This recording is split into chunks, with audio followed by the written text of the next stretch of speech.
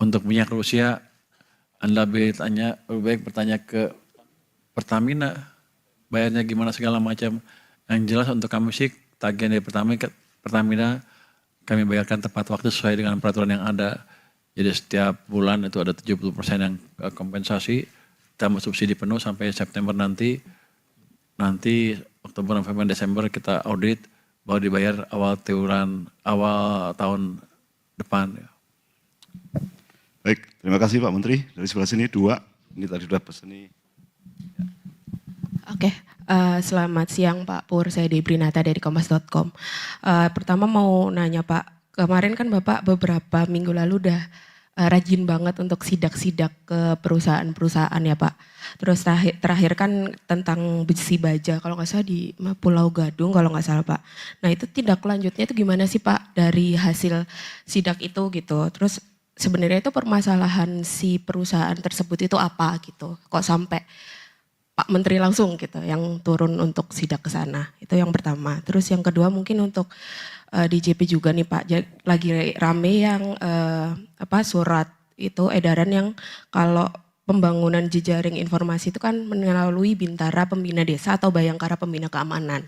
Sementara kan di beberapa daerah itu ada KPP gitu. Emang sekurang itu KPP gitu sampai harus melibatkan Bintara untuk melakukan pembangunan jejaring informasi secara langsung. Itu aja Pak. Terima kasih. Nanti yang kedua biar Pak Bimo Dirjen Pajak yang jelaskan. Mungkin Pak Bimo waktu ke lokasi pakai baju tentara dia. Yang Komcat, Komcat loh. Jadi gini, kenapa saya belusukan ke perusahaan baja? Si Dirjen Pajak udah ngerjain banyak, ini juga masukan dari mereka. Ada beberapa perusahaan yang melakukan katanya praktek nggak sesuai dengan aturan yang ada. Jadi dia semuanya sebagian besar perdagangannya cash base. Jadi bayar pajaknya lebih rendah, PPN-nya lebih rendah karena yang laporan lebih kecil dibanding yang sesungguhnya. Dan itu kita sudah investigasi ke Pulau Gadung, itu salah satu, nanti akan ada beberapa lagi kita lihat. Saya nunggu mereka insaf apa enggak, ada 40 perusahaan seperti itu yang kita tahu. Dan yang di Pulau Gadung sudah kelihatan tuh potensi pajaknya berapa. Itu ranging tergantung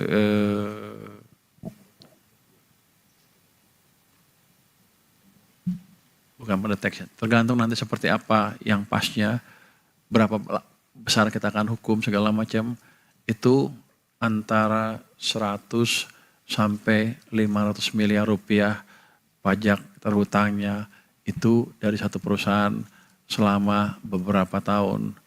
Kan lumayan. Kalau ada banyak perusahaan kayak gitu kan saya bisa, kalau nggak dibayar dengan betul rugi banyak. Dan bukan itu aja, dia menciptakan kompetisi tidak fair untuk perusahaan-perusahaan domestik yang bayarnya lebih jujur. Cash base, bukan cash base ya, betulan lah. Semuanya bayar PPN segala macam. Sehingga sebagian perusahaan baja domestik tadi ngancam saya.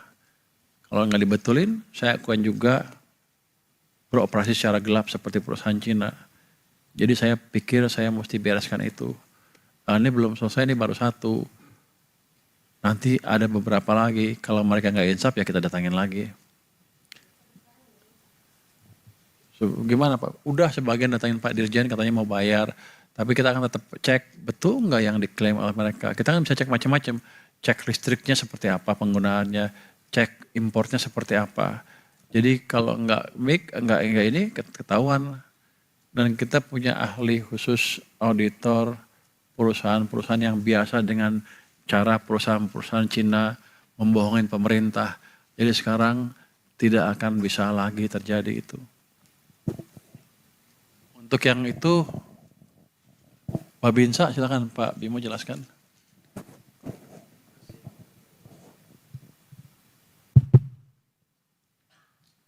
Jadi sekali lagi ini merupakan SE yang ditujukan untuk internal Direktorat Jenderal Pajak. Jadi nggak perlu dipolemikan dan nggak perlu digoreng-goreng. bahwa nanti petugas pajak akan melibatkan Babinsa dan segala macam. Itu koordinasi informasi saja. Jadi di dalam kami menggali informasi, kami bekerja sama dengan multi stakeholders. Salah satunya memang Bintara Pembina Desa dan juga Bayangkara Pembina Keamanan dan Ketertiban Masyarakat. Jadi perangkat desa dan segala macam itu berkoordinasi dengan kita, bukan mereka kemudian dinarasikan merupakan pelaksana pemeriksaan maupun pemungutan pajak, sama sekali tidak.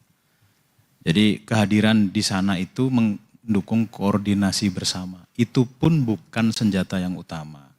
Senjata yang utama udah lebih canggih, jadi kita pakai CRM mesin kita, kemudian kita pakai observasi dari geotagging kita pakai Cortex kita. Apabila memang diperlukan klarifikasi, tentu di kewilayahan ada para pembina kewilayahan, kita kulonwun, kita minta informasi, kita bekerja sama penyediaan informasi. Jadi nggak perlu dibesar-besarkan di media, dan aturan ini sudah ada sejak tahun 2020 sebagai informasi, jadi hanya penyempurnaan yang dilakukan pada tahun 2026. Izin, jadi itu Pak Menteri. Oke, makasih Pak Dirjen. Terima kasih Pak atas kesempatannya. Saya Wildan dari DDTC News Pak. Mungkin sedikit terkait RUU PFI tadi, itu ada salah satu poin yang disampaikan oleh Pak Hekal di podium rapat paripurna, itu adalah ada ketentuan khusus, perpajakan khusus mengenai warisan Pak di Undang-Undang PFI yang sudah diketok palu ini. Nah itu perlakuan yang pajak warisan itu seperti apa ya Pak bentuknya Pak? Apalagi kan mungkin warisan di Indonesia ini kan sudah memang bukan objek pajak gitu Pak. Tidak berlakukan pajak warisan. Nggak ada pajak warisan, itu hanya penegasan yang taruh di situ. Jadi nggak ada aturan lebih detail mengenai itu Pak, hanya menegaskan yang udah ada di Undang-Undang PPH-nya gitu Pak. Seperti itu ya. Lalu yang kedua sedikit Pak terkait perlakuan pajak atas zakat gitu Pak. Jadi beberapa Atas apa? perlakuan pajak atas zakat Pak. Jadi beberapa pekan ini ada zakat Pak. Ya, ada usulan dari MUI dan juga Basnas untuk memperlakukan pembayaran zakat itu sebagai kredit pajak Pak. Karena kan mungkin kalau sekarang kan WP bayar zakat itu kan diperlakukannya sebagai pengurang penghasilan Pak, bukan kredit pajak. Nah itu apakah Kemenki sudah menerima usulan ini ataupun sudah sempat berkoordinasi dengan MUI dan Basnas terkait ini Pak? Saya sudah dengar masukan itu, tapi saya nggak tahu suratnya udah sampai belum Pak Bimo. Izin Pak, dari sebenarnya MUI itu akhir tahun lalu ada kayak kajian begitu Pak. Tapi ya kajiannya kan sudah kita diskusikan juga bahwa aturan sekarang itu kita harus berlaku adil untuk semua umat beragama Bapak izin. Jadi memang bukan sebagai kredit pajak tetapi sebagai pengurang penghasilan kena pajak. Itu juga harus disampaikan kepada lembaga amil zakat yang memang resmi ditunjuk pemerintah. Jadi tapi kita izin Bapak kalau memang ini ya kita terbuka untuk diskusi Pak. Oke. Mungkin terakhir Pak sedikit Pak mengenai struktur penerimaan beberapa waktu terakhir ini kan mungkin sejak adanya deposit pajak ini kan memang penerimaan pajak itu kan dipengaruhi oleh deposit yang udah disetor oleh WP gitu Pak. Nah itu bisa di breakdown nggak sih Pak di antara penerimaan sampai semester 1 ini yang merupakan deposit pajak itu porsinya berapa persen atau minimal nominalnya berapa triliun dari total penerimaan pajak yang udah diterima gitu Pak. Terima kasih Pak. Pak Dirjen.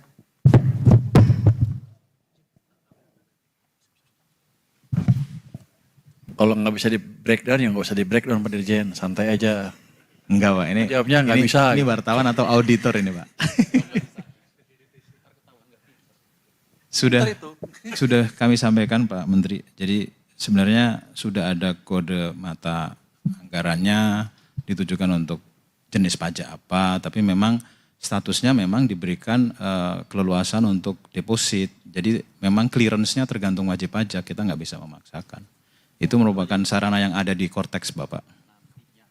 Nantinya akan clearance juga, mereka kan pasti akan clearance. Mungkin kan ini kan kalau sampai Juni kan ada 1.000 tuh Pak, mungkin yang mungkin deposit yang masih statusnya masih gantung gitu itu ada berapa ratus atau berapa puluh triliun gitu sih Pak. Mungkin sekedar mengklarifikasi angka yang ada aja Pak gitu Pak. Terima kasih Pak.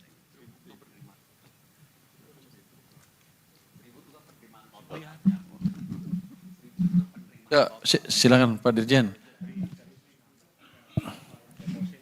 Oh, Ada 116. Ya. Nanti akan clear by the time, tergantung wajib pajaknya. Jadi jangan maksa-maksa korteksnya untuk mengalokasikan. itu setiap tahun ada kan? Seperti itu kan? Ini normal behavior. Ada Bapak, dan diaudit normal oleh behavior BPK system. juga. Jadi Clear ya?